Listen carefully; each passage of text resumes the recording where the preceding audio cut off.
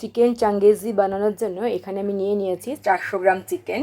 দিয়ে দিচ্ছি এর মধ্যে টেস্ট অনুযায়ী নুন, পরিমাণ মতো হলুদ গুঁড়ো, দিচ্ছি জিরে গুঁড়ো, দেব ধনে গুঁড়ো, দেব লাল লঙ্কার গুঁড়ো, দিয়ে দিচ্ছি আদা রসুন আর কাঁচা লঙ্কার পেস্ট, দিয়ে দেব টক দই।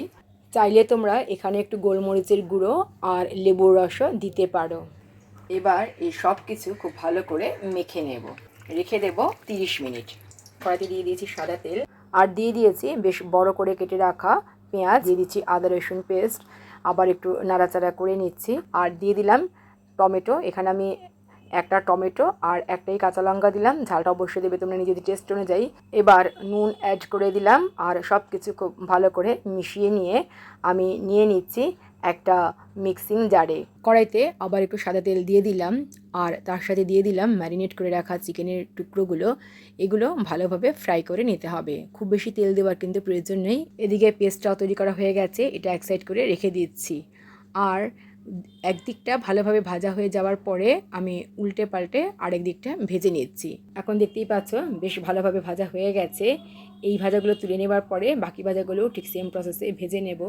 এবার কড়াইতে আরও একটু তেল দিয়ে দিলাম আর তার সাথে দিয়ে দিলাম একটু বাটার দিলে ফ্লেভারটা ভালো হবে। ইচ্ছে করে তোমরা পুরো রান্নাটাই কিন্তু বাটারে তৈরি করতে পারো। আর এখানে দিয়ে দিলাম লবঙ্গ, গোলমরিচ, এলাচ, দারচিনি আর দিয়েছি একটু গোটা জিরে আর একটা তেজপাতা।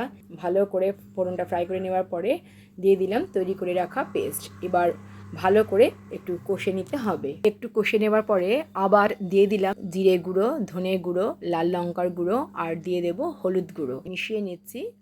নেক্সট আমি এর মধ্যে অ্যাড করে দিলাম একটু কাশ্মীরি রেড চিলি পাউডার, তাহলে কালারটা খুব ভালো হবে। আর দিয়ে দিলাম টেস্ট অনুযায়ী নুন। এবার খুব ভালো করে সব কিছু মিশিয়ে নিতে হবে। এবার আমি এর মধ্যে দিয়ে দিলাম সামান্য একটু জল, আবার ভালো করে একটু মিশিয়ে নেব। মশলা থেকে পুরোপুরি তেল ছেড়ে দিয়েছে, মশলাটা কিন্তু খুব ভালোভাবে কষে গেছে। এবার আমি এর মধ্যে অ্যাড করে দিচ্ছি ভেজে রাখা চিকেনের টুকরোগুলো। এবার চিকেনের টুকরো দিয়ে মশলার সাথে ভালো করে একটু কষিয়ে নিতে হবে। আর দিয়ে দিলাম এবার ম্যারিনেট করে রেখেছিলাম যে পাত্রে, সেই পাত্র ধোয়া জল দিলাম, টেস্ট অনুযায়ী নুন, ভালো করে মিশিয়ে নিচ্ছি। ভালো করে মিশিয়ে নেওয়ার পরে আমি ঢেকে দিচ্ছি 10 মিনিটের জন্য। 10 মিনিট পরে তোমাদেরকে দেখাচ্ছি।